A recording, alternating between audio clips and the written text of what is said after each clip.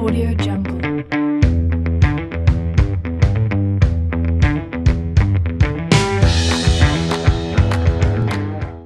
So long as you're starting with high quality beef, cooking a good steak is as easy as throwing it on the grill or searing it in a hot skillet. But if you want perfect steak, and I'm talking steak with a rich, brown, crackling crust and a medium rare core that extends all the way from edge to edge, then you need to take your technique to the next level.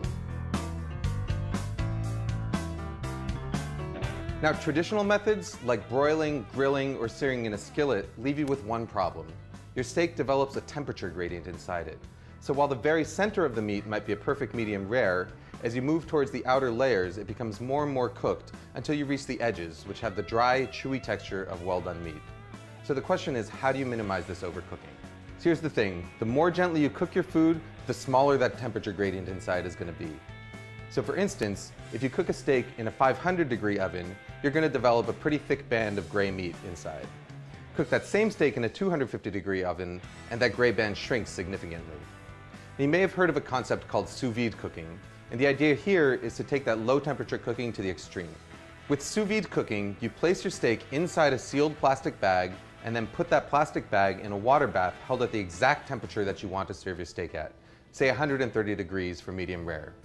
About 45 minutes later, you take your steak out of that bag and it's perfectly evenly cooked from edge to edge with no temperature gradient and no danger of overcooking. The problem is that sous vide equipment is really expensive, but there's an alternative. A regular old $30 beer cooler. Even though a cooler is designed to keep cool things cool, it's equally good at keeping hot things hot. So all you've got to do is fill it up with hot water, adjust the temperature with boiling water or cold water, and then place your bag meat inside it to cook.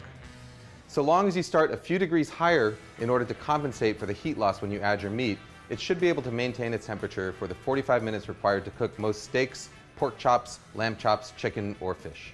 You can cook your meat either in a cryovac style bag or in a regular heavy duty Ziploc bag. In order to get the air out of a Ziploc bag, put your meat inside it, zip it up most of the way, and then slowly lower it into the water, sealing it just as the air is forced out. You've probably noticed one glaring problem. Your steak develops no crust or color. You're gonna have to add this after it comes out of the cooler.